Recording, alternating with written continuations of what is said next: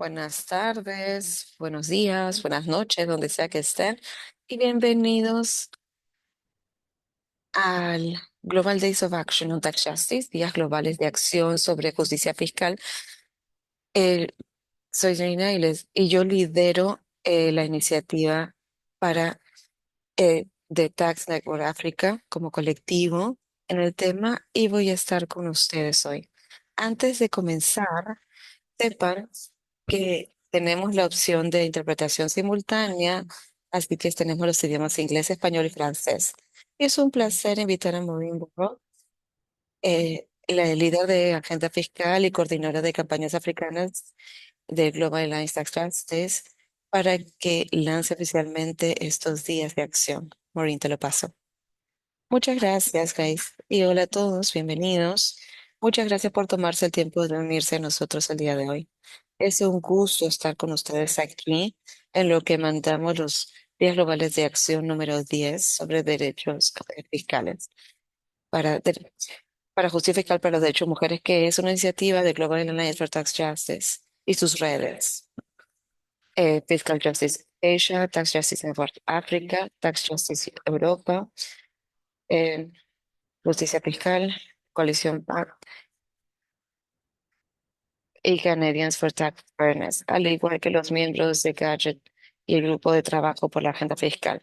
Estamos en un momento crítico en el mundo. Los países están enfrentándose en una crisis de cuidados que se va a hacer más profunda. Las mujeres y las niñas están teniendo que trabajar en cuidados sin pago o mal remunerados, que muchas veces es un costo significativo para su salud, su bienestar y sus ingresos. Esta contribución es inmensa a nivel global. 16,4 mil millones de dólares por pagos no remunerados están dándose cada día. Y las mujeres equivalen a más de tres cuartos de este trabajo.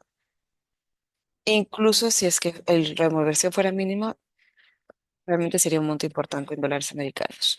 Ese trabajo esencial, sin embargo, está básicamente invisible en las políticas económicas y no está recibiendo apoyo suficiente de los sistemas fiscales.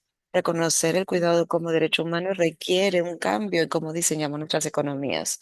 Significa asegurar el acceso universal a servicios de cuidados de calidad y asequibles, condiciones de trabajo decentes para cuidadores y sistemas públicos que reduzcan y redistribuyan el valor igual, balanceado del cuidado. Sin embargo, lograr esto depende sobre todo de un factor: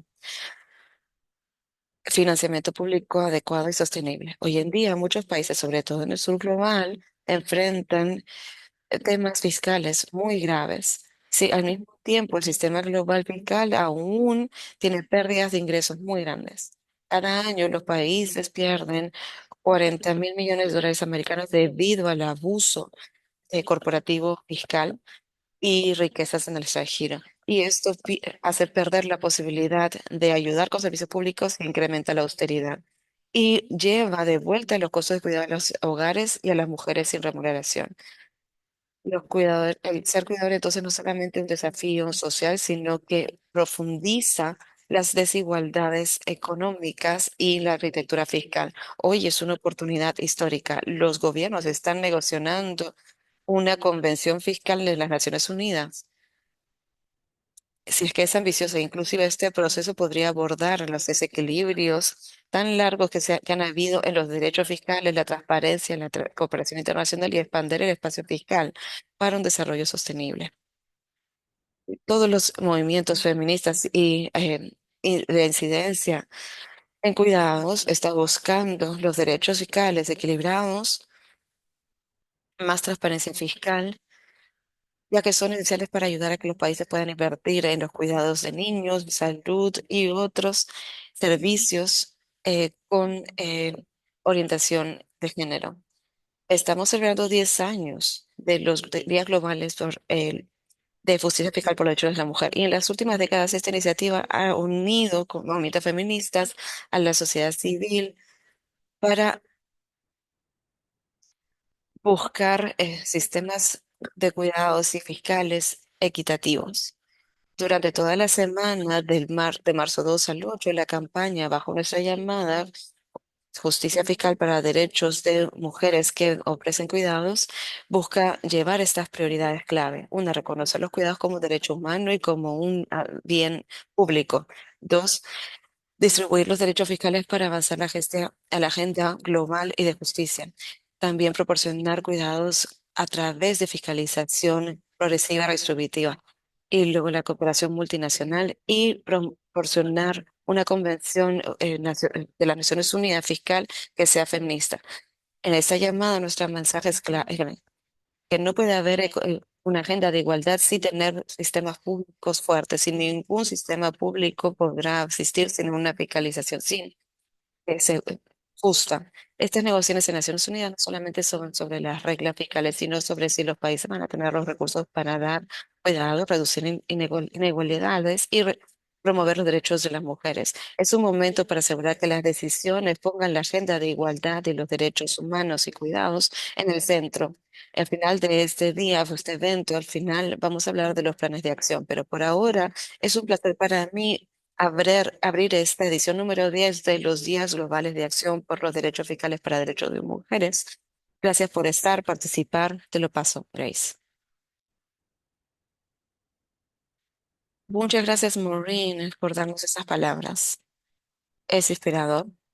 Y ahora quisiera saltar a la primera sesión, que va a ser la de panel, y realmente esperamos tener una conversación muy participativa. Así que si por favor nos pueden enviar sus preguntas y comentarios a través de la casilla de preguntas y respuestas.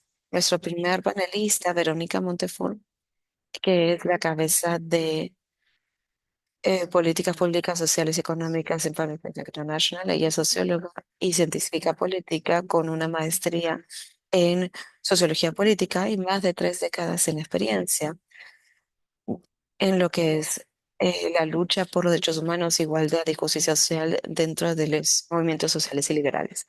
Verónica, te pregunto en dos partes. Primero, ¿qué significa reconocer el cuidado como un derecho humano?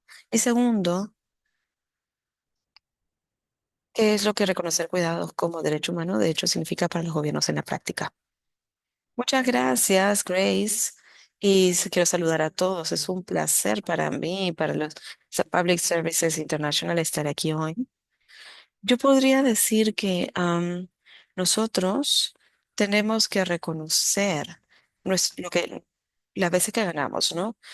En conjunto, de hecho, y quería comenzar mi intervención recordando que en 2021, Public Services International, con la coalición de los derechos, con las de organizaciones feministas y derechos humanos, en las que el grupo de trabajo de fiscal y de género es un miembro, lanzamos el reconstruir la organización de cuidados, el manifiesto. Este manifiesto puso en el debate, en el debate global, las 5 Rs más allá del marco de 5 Rs de la Organización Mundial de Trabajo, es Organización Internacional del Trabajo, que es este marco que es para el trabajo que reconstruye la Organización Social de Cuidados, el manifiesto que fue lanzado para la sociedad. Y nosotros hemos puesto allí un abordaje político que fue más allá de, del abordaje económico e instrumental de la economía de cuidados en ese momento. Entonces, ¿qué era nuevo acerca de esta reconstrucción de la organización social de cuidados, del manifiesto en torno a ello? Lo nuevo, bueno, 4 abordajes diferentes y 4 propuestas diferentes. La primera, dijimos, y yo quiero reafirmar esto, en 2021 nosotros pusimos o llevamos al mundo la R de reconocimiento, diciendo que el cuidado necesita ser reconocido como un derecho humano.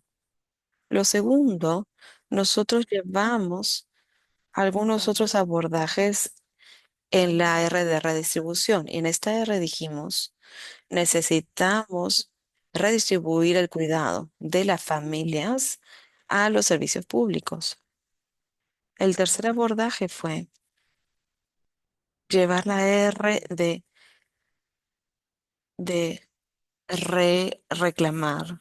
Tenemos que reclamar la naturaleza pública de cuidados, reclamar el rol fundamental del gobierno en financiar, controlar y proveer sistemas públicos de cuidados y servicios públicos de cuidados. Y en nuestra de retrabajar, pues hicimos la parte de representación, en que nosotros como trabajadores sindicales y movimiento dijimos que necesitamos que esto se coloca en la arena del diálogo eh, de el diálogo colectivo. Y estoy colocando esa intervención porque pienso que lo que estamos haciendo no es solamente cambiar el raciocinio detrás o el discurso, sino también la realidad. Y esta realidad empieza a cambiar de manera más concreta, cosas que a nivel histórico, eh, en la Junta de Derechos Interamericanos de Mujeres o de Asesoría, puso este marco de cuidados como un derecho humano individual o independiente. Entonces, ¿qué significa esto para la sociedad? Primero que todo, significa que esta dimensión de cuidados como derecho humano resalta la obligación política del gobierno, no solamente de los gobiernos en realidad, sino de los estados, porque los gobiernos cambian y los regímenes cambian. El Estado tiene la obligación de garantizar el cuidado como derecho humano. ¿Y qué significa esto? Esto significa que hay un derecho a recibir cuidados, de cuidar también y de cuidarse a sí mismo. Y para nosotros, para la Trade Union Movement, la dimensión de cuidar tiene que ser fundamental para nuestra incidencia y nuestra lucha por un trabajo decente y por que los cuidadores en nivel mundial reciban un pago. Ahora, esta decisión de la Corte Interamericana de Derechos Humanos ha mostrado al mundo que el cuidado de hecho es un derecho, que el cuidado es un derecho humano independiente, es decir, no depende de otros derechos humanos, está interrelacionado con otros derechos humanos, sí, pero es independiente y que el Estado tiene el rol fundamental de garantizar este derecho. Y quería terminar con esto. Esta ganancia no puede ser el centro del cuidado y que necesitamos proveer cuidados como una responsabilidad de la sociedad, pero la responsabilidad fundamental es del Estado. Te lo paso, Grace. Ok, gracias, Verónica, por eso. Eh, el manifiesto de Organización Social de Cuidados, de hecho, fue algo que rompió barreras y definitivamente debe ser reconocido como un derecho humano y la ganancia no debería ser central al cuidado. Y se lo pasamos ahora al segundo panelista, que es Yandura Chipeta, y que es la directora ejecutiva de Action Equal Army. Ella se dedica o es una aboca dedicadamente a los derechos de las mujeres y cuidados. Y ella ha trabajado 18 años en gestión de programas y recaudación de fondos y ha trabajado de manera extensa en temas tales como niñas, educación, igualdad de género, justicia económica y protección infantil. Entonces, Yandura, mi pregunta para ti es, cómo es que las restricciones fiscales, las medidas de austeridad y las restricciones de los gobiernos han olvidado su derecho perdón, su obligación a los derechos de cuidado. Muchas gracias, Grace. Creo que hay bastante, sobre todo para los gobiernos del sur global, en relación a cómo sus obligaciones en relación con cumplir el cuidado, sus responsabilidades de cuidado, reconocer, reducir y redistribuir el cuidado y particularmente también reconocer que es tu rol como Estado el proporcionar servicios de cuidado. Está probablemente restringido como resultado del empuje por parte de las instituciones financieras internacionales para que los gobiernos reduzcan eh, eh, su carga y también consoliden la economía en términos de consolidación fiscal y reestructuración de la deuda que tienen. Entonces, muchos países en África, y, y voy a dar bastantes ejemplos de Malawi, que es donde estoy yo, y el país en el que yo trabajo. Muchos países en África están siendo restringidos por la deuda. De hecho, tienen una crisis de la deuda. Y Malawi en particular, en este momento, su proporción deuda PIB está en 90%. Entonces, de por sí ya está bastante claro que el espacio fiscal es bastante limitado para el gobierno, para que puedan priorizar y financiar la proporción de servicios de cuidados, incluyendo otros servicios públicos que respondan a la agenda. Y es debido a que las políticas del FMI han afectado a los gobiernos y su habilidad para cumplir con sus obligaciones en torno a los derechos humanos y en torno al cuidado, empujando cortes en los gastos del sector público.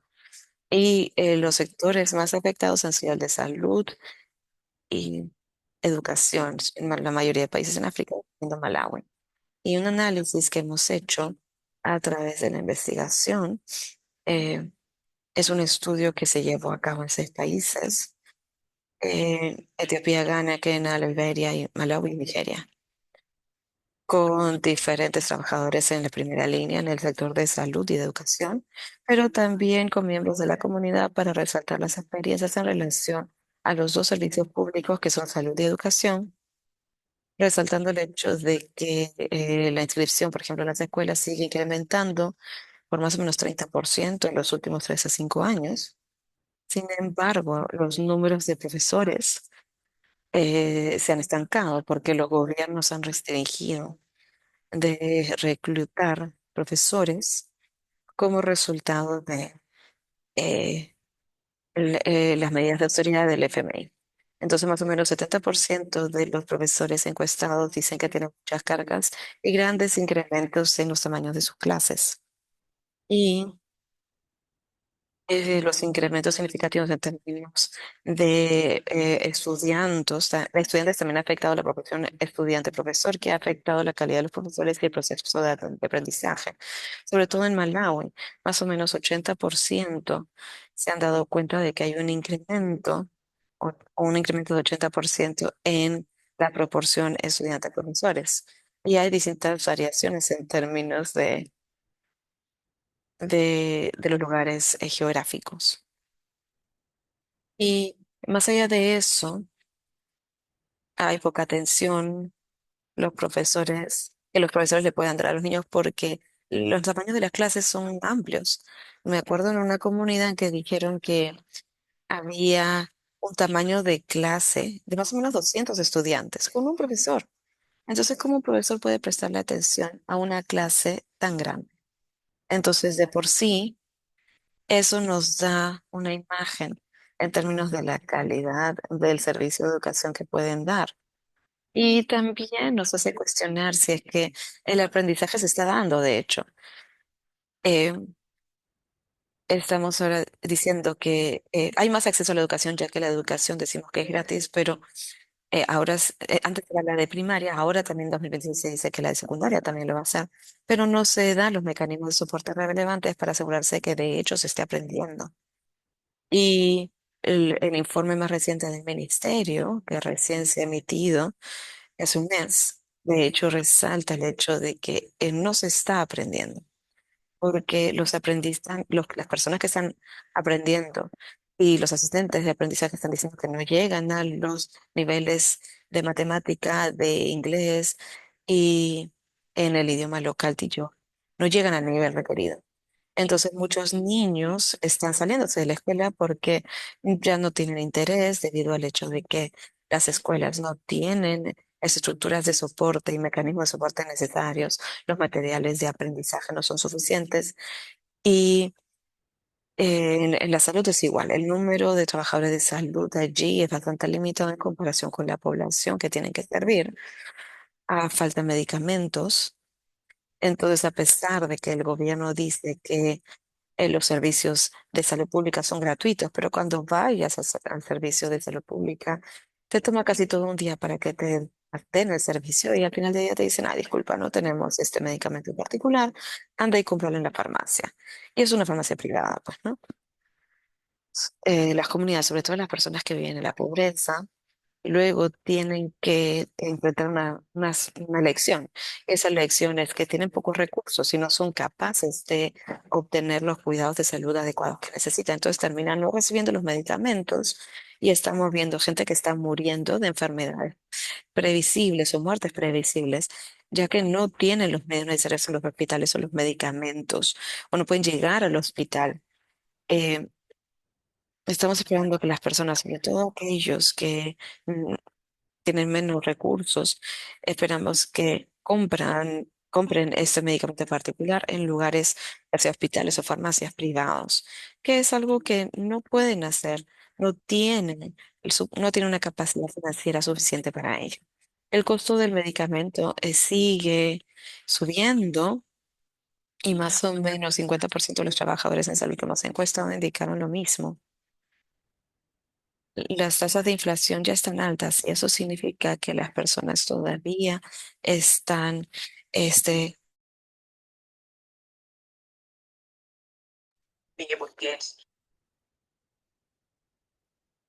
necesitan. Entonces, en general, lo único que puedo decir es que las limitaciones financieras en acceder a servicios de educación o de salud a nivel público significa que el gobierno no es capaz de proporcionar esos servicios como una obligación de derechos humanos. Y eso es porque el gobierno en sí mismo está restringido debido a que quieren obtener acceso al financiamiento del Banco Mundial y del Fondo Monetario Internacional y tratan de cumplir con esas demandas de políticas en términos de consolidación fiscal y gestionar la carga del sector público, al punto que restringen en su proporcionamiento de servicios públicos que deben de darle al ciudadano. Entonces, adicionalmente, hemos visto, como en el caso del gobierno de Malawi, que está pagando interés por la deuda que ha adquirido en una tasa de más o menos 7% de su PBI, que es bastante significativo. Y de hecho es más en comparación con los recursos que están asignados a los servicios de salud y educación. Entonces, eso definitivamente se está llevando los recursos disponibles que puede generar el gobierno como ingresos domésticos o locales para poder financiar los servicios de cuidados. Gracias. Muchas gracias por eso, Yandura. Y muchas gracias por elucidar el hecho de que el sur global, sobre todo los países de África, están restringidos por la deuda debido a la presión de las instituciones financieras internacionales y que eso está afectando la infraestructura social, incluyendo la de salud y de educación. Ahora voy a presentar a nuestra tercera panelista, Resma Saki, quien es la coordinadora del programa del Sea-Watch y South Asia Alliance for Poverty Eradication. Y es par- también participa en el grupo de trabajo fiscal en Asia y también tiene incidencia económica y de justicia fiscal. Y organiza activamente y lidera campañas sobre derechos de la mujer, derechos laborales, soberanía alimentaria y justicia económica, sobre todo en el sur asiático y los países menos desarrollados. Resma, mi pregunta para ti es la siguiente. ¿Por qué es que los temas como la asignación de los derechos fiscales justos y el impuesto a la riqueza y la transparencia fiscal y la fiscalización de Y es importante, es crucial para el financiamiento y la calidad de los cuidados. Gracias, Grace, por elevar esta pregunta tan importante. Entonces, como sabemos, la deuda o los sistemas fiscales no son solamente herramientas técnicas, sino que son políticas y elecciones políticas y económicas.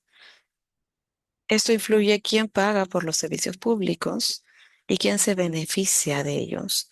Esto tiene un impacto directo sobre la igualdad de género, porque con los sistemas fiscales, cuando no se los lleva de manera correcta o se los emite, o esto ya lleva a tener un impacto sobre el trabajo no remunerado y no es capaz de llenar las brechas, ya que proporciona poco apoyo en la mayoría de los países de Asia y el Pacífico. Por ejemplo, eh, las mujeres hacen el 80% de las horas de trabajo no pagadas por cuidados, que es mucho más de lo que hacen los hombres, lo que limita su participación en el trabajo remunerado, en la educación y la oportunidad económica. Entonces, estamos hablando acerca de la distribución justa de los derechos fiscales. Las reglas internacionales a nivel fiscal generalmente llevan los ingresos fiscales a países donde están la base o las oficinas principales de las empresas multinacionales en lugar de donde la gente viva y trabaja y donde se retiran los recursos. Esto debilita la habilidad de muchos países en desarrollo, sobre todo en el sur asiático, para invertir en sistemas de cuidado públicos y en servicios esenciales.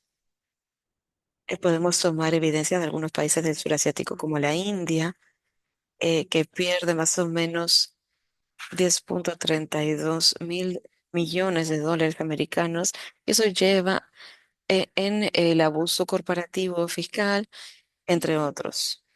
De manera similar en Pakistán hay pérdidas de más o menos 2,5 mil millones cada año de dólares americanos debido a abusos similares. En Bangladesh, las las multinacionales tienen ingresos más o menos de 692 mil millones en pérdidas de ingresos fiscales entre 2015 o 16 hasta 2021, que es equivalente a más o menos un tercio de, en el caso de Sri Lanka y también en Nepal, ellos enfrentan pérdidas significativas de la elusión de impuestos fiscales que afectan su capacidad fiscal. Entonces, estas son sumas de dinero significativas que podrían haber sido utilizadas para fortalecer servicios sociales como los cuidados de salud, de infantil, protecciones sociales, educación. Todo esto reduce la posibilidad de la mujer de recibir pago remunerado. Entonces, eh, los gobiernos compensan respaldándose en otros tipos de impuestos sobre el consumo, entre otros, y toman una cantidad mayor del ingreso de hogares pobres. Eso sobre todo es problemático para las mujeres que en promedio gastan más de su ingreso en cosas esenciales y es menos probable eh, que es menos probable que lo lleve, que lo proporcionen los servicios fiscales. Como en Bangladesh, que los impuestos indirectos llegan a llevarse una gran cantidad de ingresos debido a que las corporaciones no están contribuyendo con su parte, aparte de sus impuestos.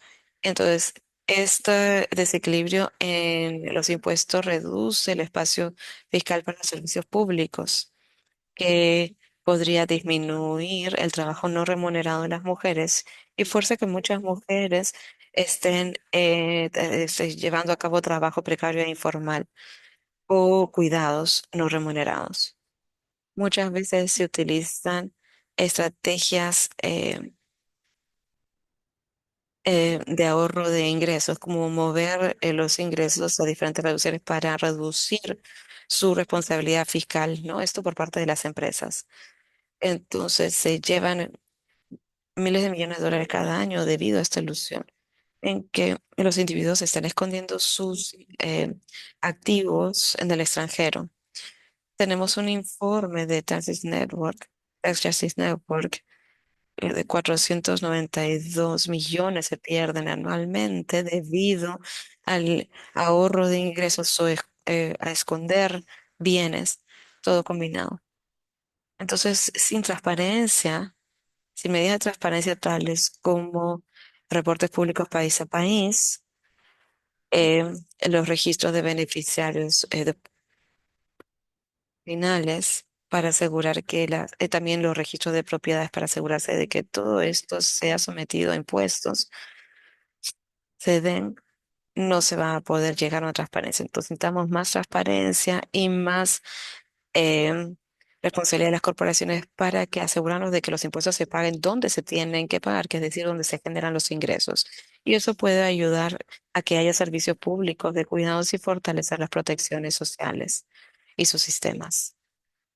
Entonces estamos hablando acerca de por qué esto es importante para la igualdad de género y para los cuidados. Y mira, la pérdida de recaudación fiscal significa menos financiamiento para los servicios esenciales. Y servicios que benefician sobre todo a las mujeres y las niñas. Y al mismo tiempo se apoyan en unos sistemas fiscales regresivos que pone la carga sobre los hogares ordinarios, sobre todo mujeres y niñas que pagan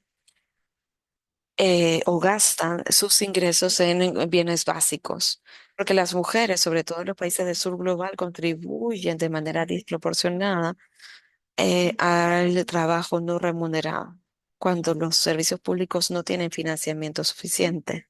Esta brecha de pago no remunerado les limita más sus oportunidades para tener un trabajo remunerado, para obtener educación y también para tener una participación económica. Entonces, fortalecer la asignación justa de los derechos fiscales e implementar eh, sistemas fiscales progresivos sobre individuos ricos y corporaciones ricas y multinacionales, también incrementar la transparencia fiscal, son entonces esenciales. Estas medidas amplían la habilidad de tener infraestructuras públicas de cuidado, reestructurar los recursos de manera más equitativa y reducir las cargas del trabajo de cuidados no remunerado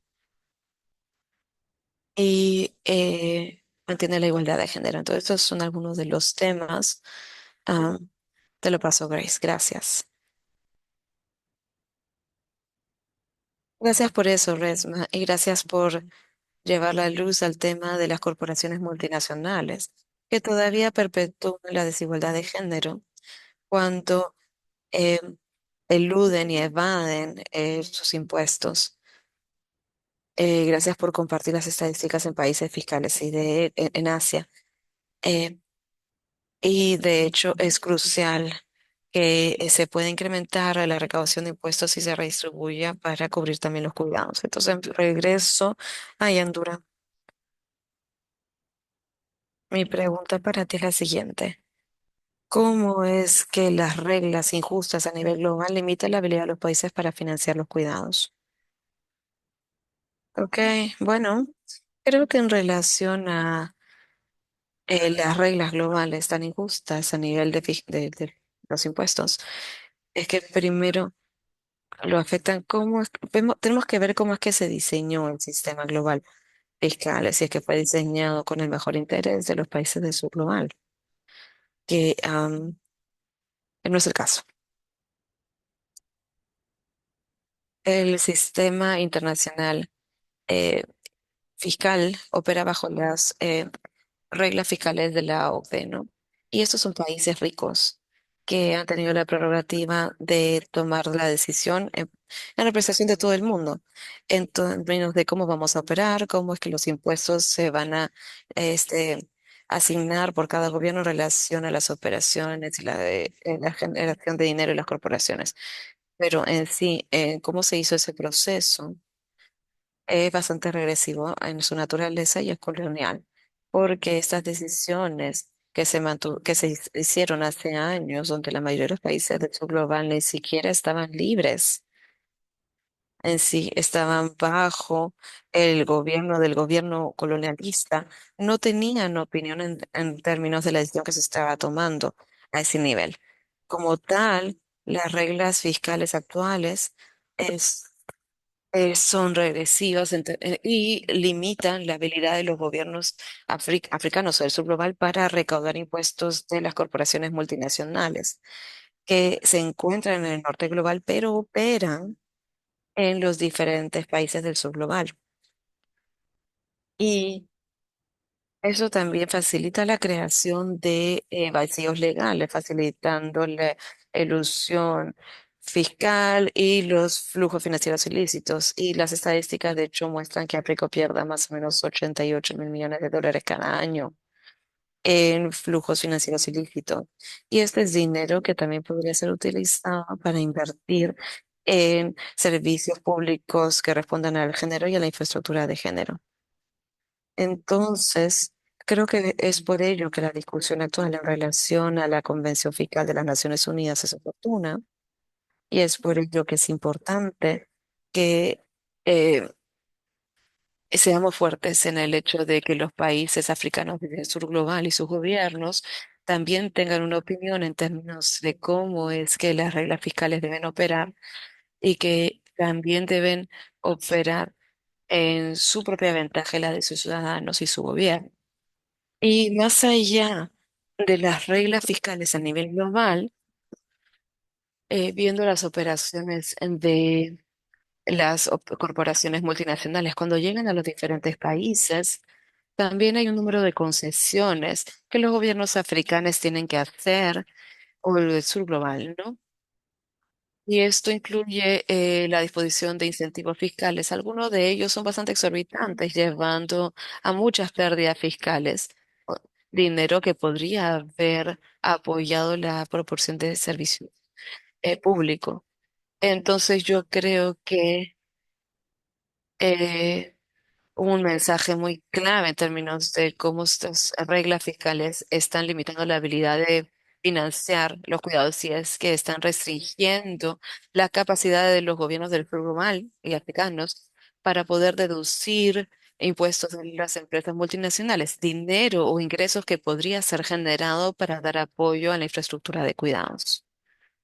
Y creo que las actividades que se están llevando a cabo esta semana, incluyendo este webinario, deberían de resaltar esas brechas presupuestarias y hacer que los gobiernos del norte global y de la OCDE rindan cuentas para asegurarse de que estas reglas fiscales permitan la asignación justa de los derechos fiscales, de modo que los países del sur global también puedan recaudar su parte justa de impuestos e invertir esos impuestos en la infraestructura de cuidados y en la proporción de servicios públicos que respondan al género.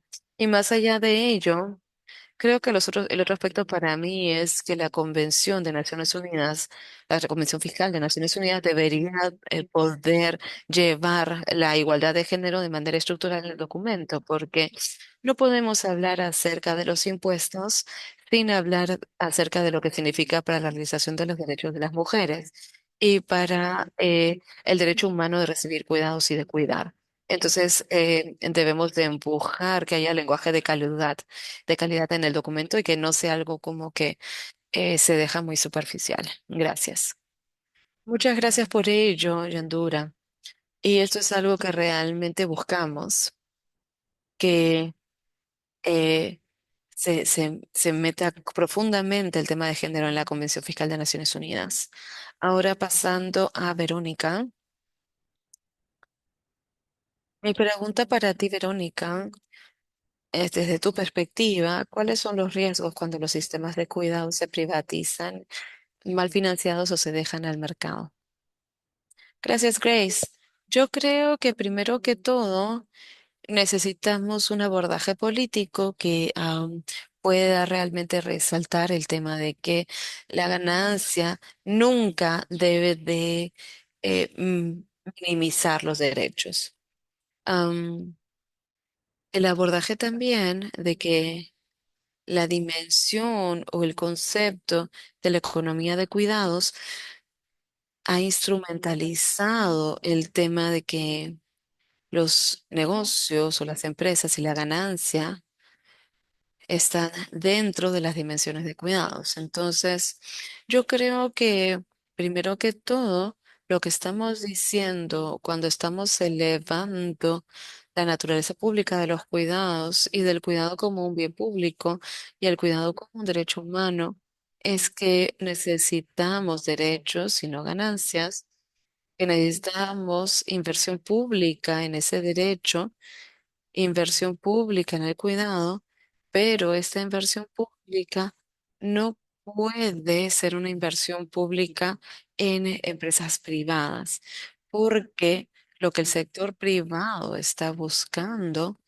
es que ellos están dispuestos a tener fondos públicos en sus negocios para proporcionar cuidados, ese cuidado que el Estado no tiene la capacidad de proporcionar a los ciudadanos. Entonces, estas inversiones públicas tienen que ser invertidas en la capacidad pública, no en los negocios privados. Entonces, esto es lo primero que tenemos que resaltar. Y definitivamente, cuando la ganancia es el motivo principal de la inversión en, en los sistemas de cuidados, el acceso al cuidado se vuelve dependiente sobre la habilidad de pagar. Y esto ataca la universalidad. Este tiene impactos interseccional sobre las igualdades. Y por supuesto, la familia lleva la carga de eso cuando no tiene la capacidad de pagar por los cuidados. Y en la familia, sobre todo las mujeres. Entonces, es la dimensión del trabajo de cuidado no remunerado. Entonces, las mujeres son las que absorben esas brechas a través del trabajo no remunerado en cuidados. Entonces, yo creo que la ganancia, la estructura de ganancias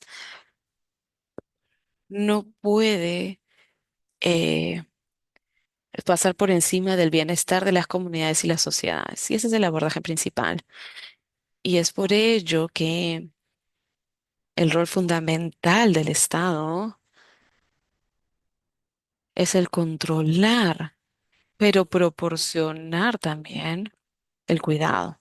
Y podríamos decir también que cuando la dimensión pública de cuidados se ve minimizada, también hay un riesgo de minimizar la rendición de cuentas públicas y de minimizar y debilitar el peso democrático de proporcionar y eh, de rendir en términos de cuidados como un bienestar social. Entonces, la idea principal es que el Estado necesita tener este rol fundamental de proporcionar y financiar los sistemas públicos y los servicios públicos. Y cuando sea posible también, tener al sector público en cuidados como parte de los actores de la organización social de cuidados. Entonces, el rol del Estado es controlar, regular a todos los proporcionadores de cuidados y o los cuidadores y colocar la inversión pública en esa estructura social.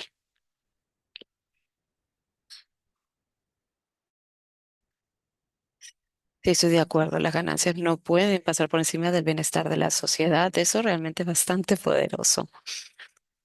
Ahora pasando a Resma, ¿cómo se vería una convención fiscal de las Naciones Unidas centrada en las mujeres y en los cuidados de género, ¿no? Entonces, gracias. Yo creo que una una convención fiscal de Naciones Unidas centrada en las mujeres eh, y el cuidado, prioriza los derechos de las personas y las mujeres. Ah, ya podemos ver, porque esto es importante, desde las realidades vivientes en las regiones tales como el sudeste asiático, fiscales.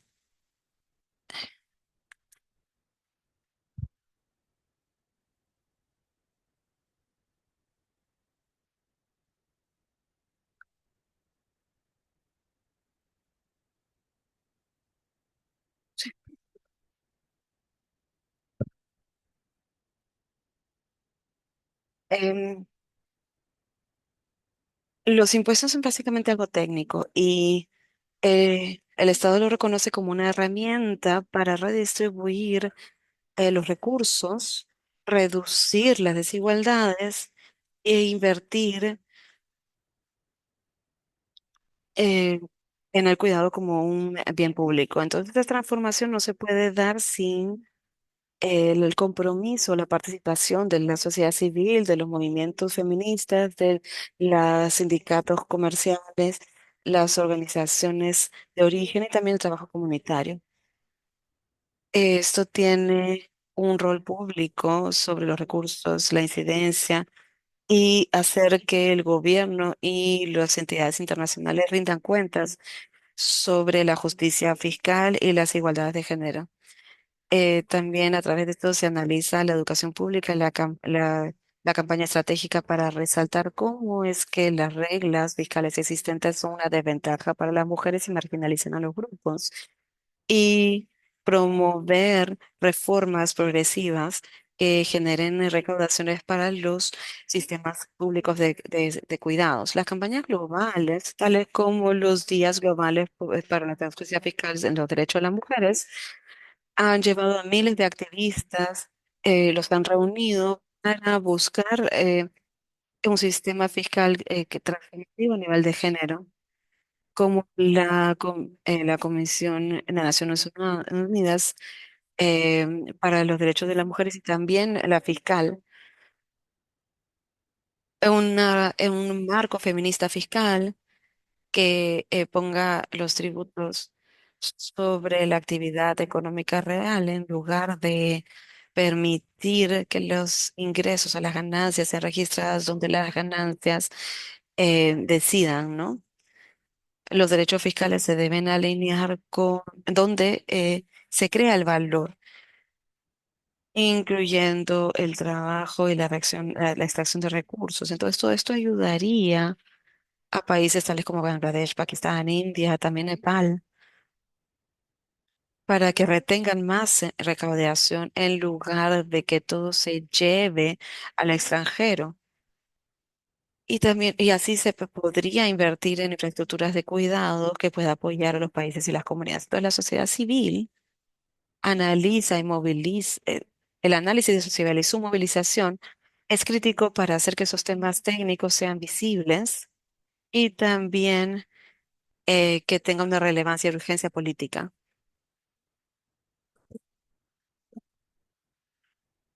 Entonces, redistribuir los derechos fiscales de manera progresiva y la tributación progresiva es esencial para asegurarnos de que aquellos que tienen más habilidad de pagar, las empresas más grandes y los individuos con más riqueza, contribuyan de manera proporcional a la recaudación fiscal.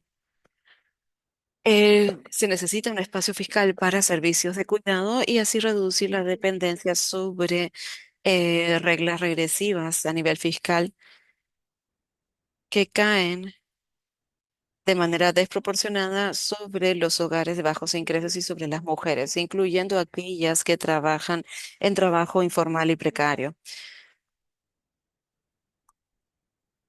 Entonces se necesita apoyar el compromiso legislativo para la redistribución, vinculando los sistemas fiscales con la protección social y la igualdad de género.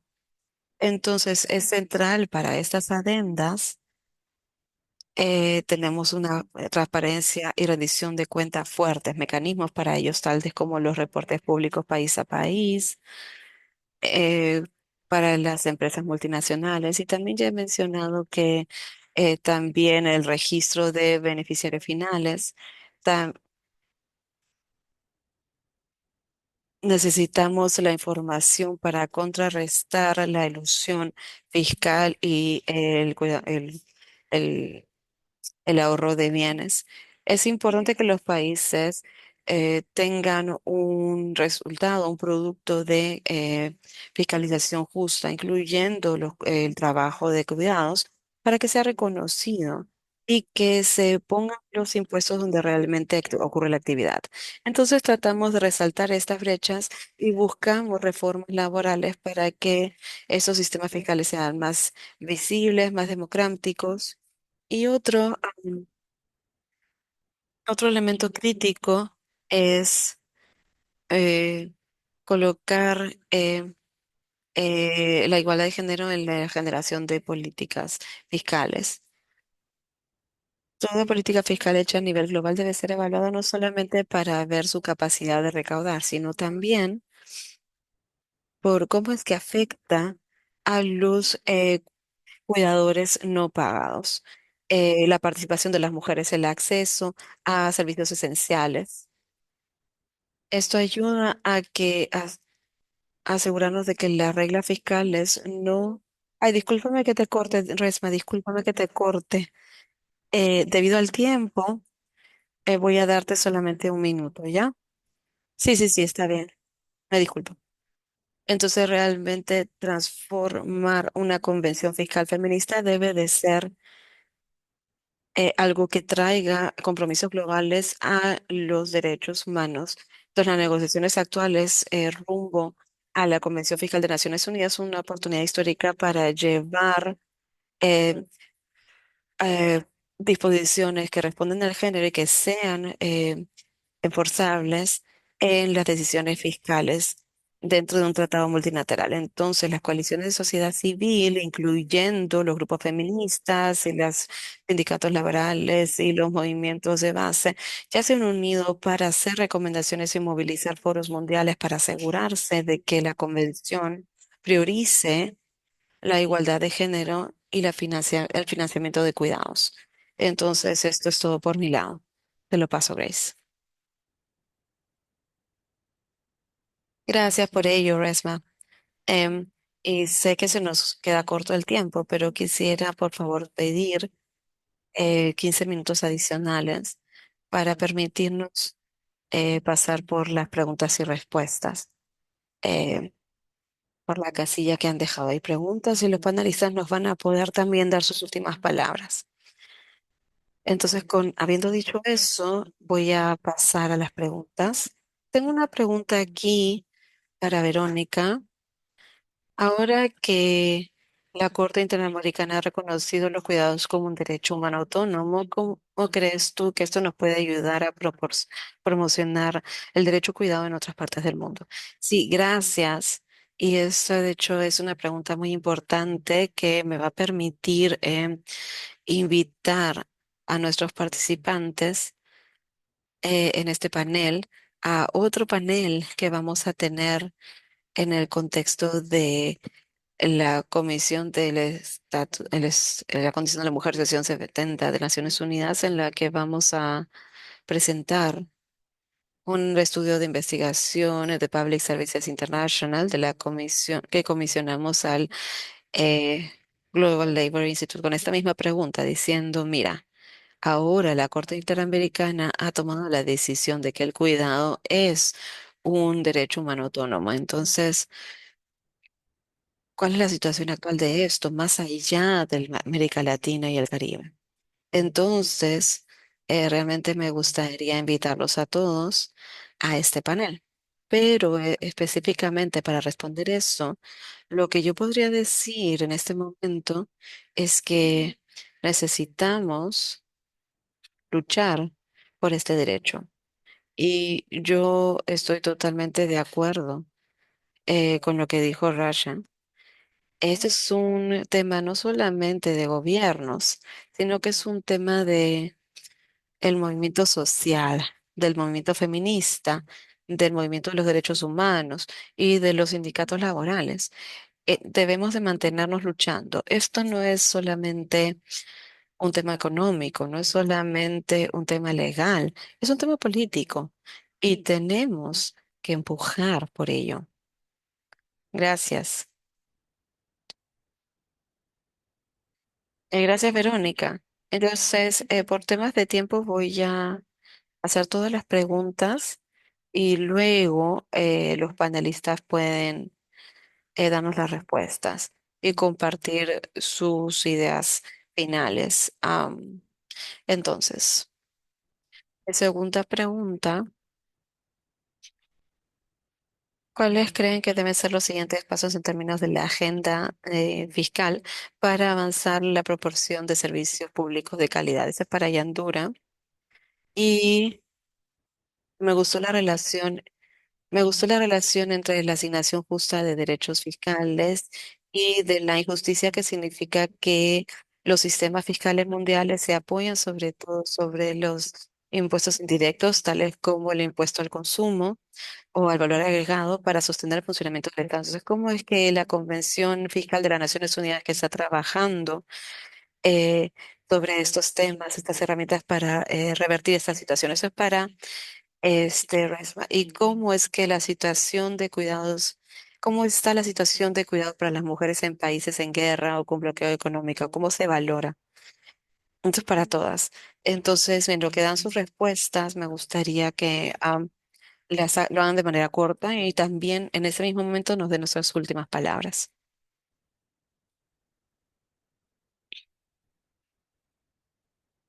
Te lo paso, Yandura. A ver. Sí, bien, ok. Entonces, en relación a la pregunta sobre cuáles podrían ser los siguientes pasos para avanzar con la agenda fiscal, pues yo estoy viéndolo de tres ángulos. El primero, a nivel global, yo creo que lo primero es lo que ya se está llevando a cabo, que es el empuje por eh, reglas fiscales globales justas, ¿no? Entonces, las negociaciones actuales en redactar la Convención de Naciones Unidas, ese es un paso adelante que es positivo y también tenemos que empujar en tener, hacer más esfuerzo para curar el documento, para asegurar de que las demandas graves lleguen o sean parte de lo que al final va a ser la última, la convención, el producto de la convención. Y creo que en relación a lo que podemos hacer nosotros como organizaciones, como una red global, es incidir por tener una transparencia corporativa en términos de la transparencia fiscal y también buscar que los gobiernos eh,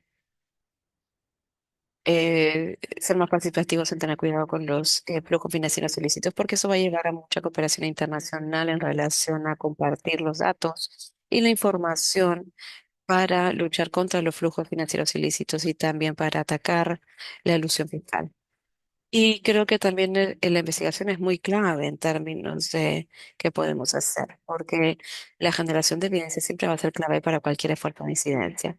Así que tenemos que ser capaces de producir evidencia en términos de lo que está pasando actualmente en los diferentes países y las experiencias de los diferentes países sobre la proporción de servicios públicos, eh, con la generación de ingresos y también incidir contra la competición de impuesto por impuesto. Entonces, porque creo que al final del día lo que sale de eso es que cada gobierno del sur global, particularmente aquí en África, todos quieren un inversionista y van a estar viendo qué es lo que puedo hacer yo en términos de incentivar que que un inversionista elige, por ejemplo, a Malawi en lugar de Zambia, digamos. Entonces, eso luego hace que los gobiernos del sur global compitan entre ellos y trabajen, ¿no? Porque quieren ser la mejor opción para el inversionista. Y el inversionista, por supuesto, va a estar viendo los incentivos a nivel fiscal que se les den. Entonces, creo que esa es una de las cosas que podemos ver en términos de nivel global. A nivel nacional, también tenemos que ser capaces de hacer que el gobierno se comprometa en términos de gastar en políticas fiscales y creo que la parte de investigación que dije que me enfocaba en el global también es clave. ¿Cuáles son las debilidades en términos de las políticas fiscales y el marco legal que puedan necesitar ser atacadas, ¿no? Y también ver cómo es que los incentivos fiscales, cómo es que se proporcionan, quién tiene ahí la facultad de la autoridad, si es que hay escrutinio parlamentario, si es que hay transparencia y rendición de cuentas en ese proceso. Entonces, esas son algunas de las cosas que podemos ver. Y también viendo la rendición de cuentas, el monitoreo de la rendición de cuentas social en términos de la gestión financiera pública. Entonces, esos aspectos nos podemos enfocar en términos de cómo es que el género puede generar recaudación y cómo eso también se traduce en términos de la proporción de servicios. Y a nivel comunitario, necesitamos seguir elevando la conciencia, no concientizar para que la gente comprenda que los ciudadanos pagan impuestos, que hay un contrato social cuando pagamos impuestos entre el gobierno y las personas. Y este contrato social incluye que los gobiernos deben de proporcionar servicios públicos de calidad. Y para los gobiernos que dicen que estos servicios son públicos, son gratuitos, deben de ser gratuitos. Entonces, el ciudadano tiene que saber qué tipo de impuestos pago y qué pueden demandar del gobierno como resultado de ese contrato social que existe entre las personas y el gobierno. Gracias. Te lo paso, Grace.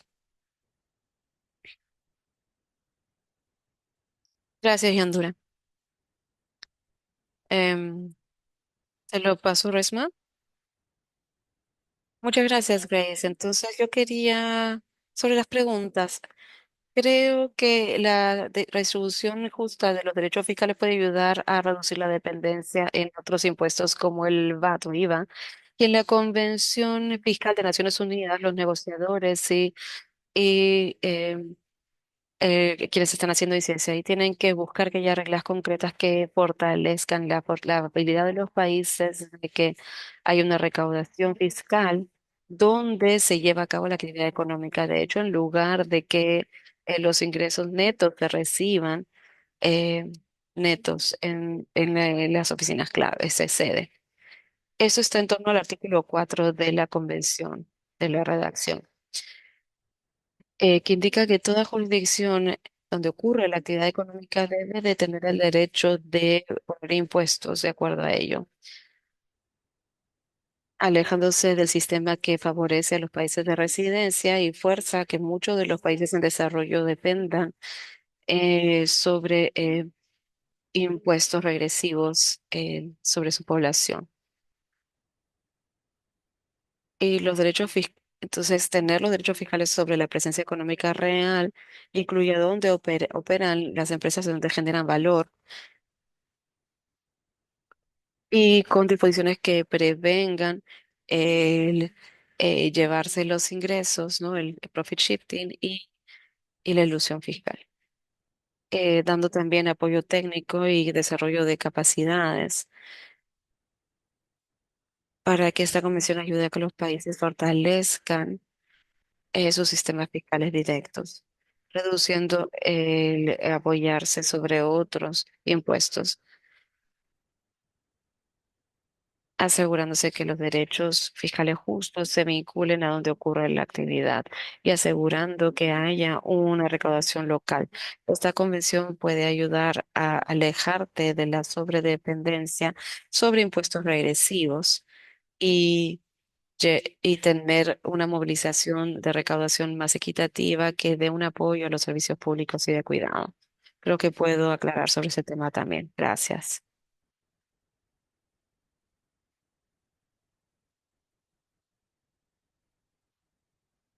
Gracias por ello, Resma. Ahora, por motivos de tiempo, voy a dar un comentario muy leve y se lo paso a Marín para que cierre la sesión. Entonces, en lo que cerramos esta sesión, vamos a continuar con la convicción de que el cuidado no es caridad ni es un privilegio, sino que es un derecho humano. Y las discusiones de hoy han sido muy profundas y nos muestran que hay una crisis global de cuidados que está vinculada a los sistemas injustos a nivel fiscal. Los días globales de acción nos recuerdan de que el cambio es posible cuando los movimientos, los incidentes y los gobiernos se unen en las diferentes regiones y países. Te la paso de vuelta, Maureen, y ya podemos cerrar. Ok, muchas gracias, Grace, y gracias a nuestros panelistas por tan excelentes respuestas que han compartido, la información que nos han dado. Así que solamente brevemente voy a proceder a la última parte, que es el cierre y que sigue. Cómo pueden participar y cómo con nosotros en esta campaña en particular. Y en la página web de UNACHU, está la parte de multiacción. Pueden poner clic en las secciones de eh, de, eh, derechos, la justicia de derechos humanos que habla nuestra campaña, los detalles del programa, salen las actividades planeadas en nuestra agenda de trabajo del grupo de trabajo. Tiene toda la agenda de hoy hasta el viernes, algo incluso hasta la próxima semana, así que participen en las actividades y también, sobre todo, participen en el lanzamiento de remarcar eh, los derechos de la mujer, que es el miércoles de 2 a 3:30 p.m. Ese es el centro de la campaña y eso es lo que está armando para el volumen 1 y 2 y se enfoca en las dimensiones fiscales de los cuidados al proporcionar estudios de caso a través del análisis de estudios de casos de Argentina, Ecuador, Paraguay, Filipinas y Senegal. La campaña cierra oficialmente el día 6 de marzo y vamos a tener un webinario de cierre al mismo tiempo, igual de las 2 a 3 CT, que busca un marco feminista de las negociaciones fiscales y nos lleva más a esta convención, un EDC, que es cómo es que los temas de la distribución justa de derechos fiscales eh, afectan a los individuos, la transparencia fiscal, la causa feminista. Entonces es importante para nosotros que asistan a la sesión para poder ver cómo amplificar nuestras voces, cómo tomar ventaja de esta convención. Entonces, como ya les dije, la campaña ya tiene 60 meses, tenemos que amplificar la demanda. Por favor, vean nuestras redes sociales, participen. Eh, los detalles de las redes sociales los hemos proporcionado y comparte toda la información clave, incluyendo las parte infográfica de la campaña, tiene los mensajes. Y el día 11 de marzo vamos a tener un evento paralelo a la convención sobre reconocer el cuidado como un derecho humano y esto nos va a dar la oportunidad de amplificar más el tema de la campaña y realmente desempacar qué es lo que significa el cuidado como derecho humano. Entonces, si quieren continuar esta conversión, también participen allí, que se va a dar a las 8:30 a.m. hora de Nueva York. Y con eso, y disculpen que realmente trate de apurarme por el tiempo, pero con eso vamos a cerrar el webinar de hoy. Muchas gracias por tomarse el tiempo de estar aquí y los dejo con esto.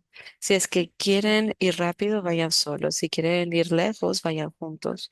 La incidencia no se puede hacer solos. Nos necesitamos entre nosotros para maximizar el impacto. Tengan gran día, noche, tarde, dependiendo de dónde estén. Nos vemos.